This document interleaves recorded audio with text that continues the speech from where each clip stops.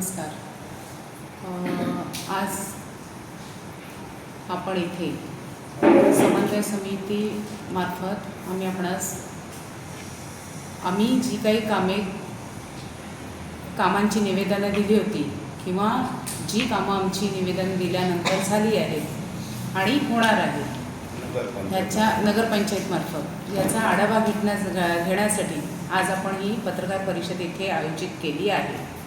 याचबरोबर आपला जो काही विकास आराखडा असेल किंवा सध्या आपल्याकडे येणारे वेगवेगळे प्रकल्प ज्याची आपल्याला पूर्णपणे माहिती दिली गेली नाही आहे, शासनाकडून कुठल्याही प्रकारचं सविस्तर अशी माहिती मिळालेली नाही आहे, तर त्याविषयी आपण इथे आढावा किंवा चर्चा करणार आहोत. 25 डिसेंबर 25ला आपण हे समितीची स्थापना केलेली आहे. पाणी हा गंभीर विषयातनं जी आपली पहिली सभा झाली, ज्या सभेत मेजॉरिटीने सगळ्या वॉर्डमधले संपूर्ण नगरपंचायत क्षेत्रातले जे ग्रामस्थ मतदार उभे होते, उपस्थित होते, त्यांच्या माध्यमातून पाणी प्रश्नावर ही खऱ्या अर्थाने समिती स्थापन झालेली होती. आणि त्या समितीत प्रत्येक वॉर्डमधनं प्रातिनिधिक स्वरूपात आम्ही काही मेंबर्स घेऊन समितीची वाटचाल चालू आहे. गेली 5-6 महिने आम्ही देवगड नगरपंचायत, देवगड जामसंडे नगरपंचायत ग्राह्य मानून शहराचा सर्वांगीण विकास ह्या संदर्भात आमची ही लढाई आहे.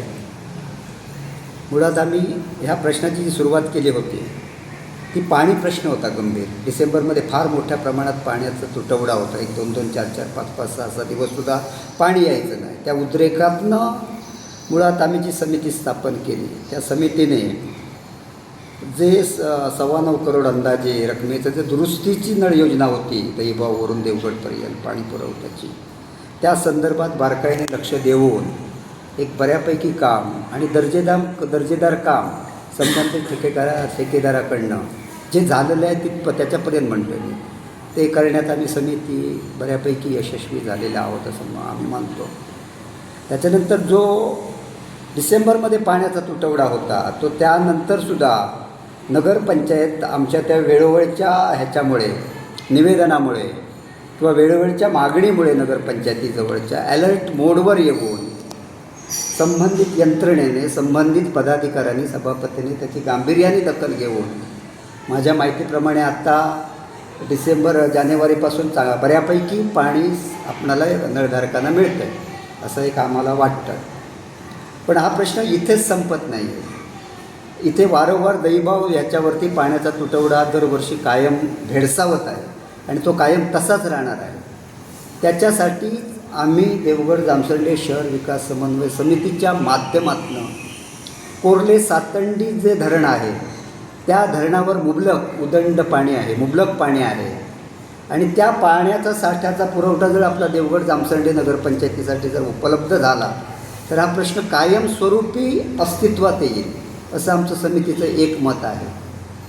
त्या अनुषंगाने आम्ही कोर्ले सातंडी जी योजना आहे त्यासाठी आम्ही वेळोवेळी नगरपंचायत, आपले पालकमंत्री यांना वेळोवेळी कलेक्टर मॅडम किंवा संबंधित जी पाण्याची संबंधित खाती आहेत ओरसपासून त्या सगळ्यांना वारंवार निवेदन देऊन ही जास्तीत जास्त लवकर कशी त्याची सुरुवात होईल ह्या संबंधात आमचा पाठपुरावा चालू आहे. आणि तो चालू होईपर्यंत आम्ही त्याचा पाठपुरावा कायम चालूच ठेवणार आहोत. त्याच्यानंतर समितीने हे पाण्याचा विषय झाला. त्याच्यानंतर काही महिने, वर्षभर जवळजवळ आपल्याकडे कायमस्वरूपी मुख्याधिकारीच नाही होता.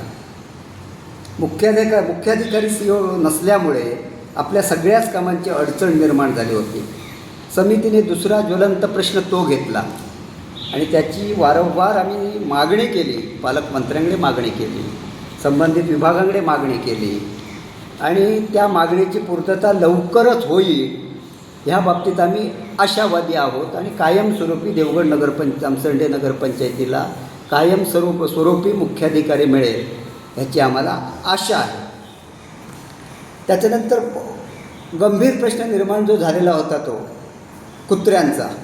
आपण ऐकतो आहे त्याच्या तोंडात कुत्रे आणि गुरांचा जो मोकाट गुरं फिरणारे यांचा जो संबंधित प्रश्न होता, तर कुत्र्यांच्या निर्बीजीकरणासाठी आणि अँटी रेबीज मोहिमेबाबत त्यावेळी तो फार तीव्र प्रश्न होता. 12 फेब्रुवारी 2026 रोजी आम्ही संबंधित सर्व विभागांना निवेदनं दिली, अर्ज दिली आणि त्या निवेदनाच्या माध्यमातून नागपूरवरून एक टीम आली आणि त्या टीमने 80 कुत्र्यांचं लसीकरण केलं. त्याच्यानंतर दुसरा जो टप्पा होता त्याच्यासाठी आम्ही नगरपंचायतीजवळ आग्रही मागणी केली की कायमस्वरूपी असं तुम्ही एक मागणी करा की कुत्र्यांचा हा जो अवघड प्रश्न आहे, गुरांचा जो अवघड प्रश्न आहे, तो कायमस्वरूपी निकालात कसा येईल.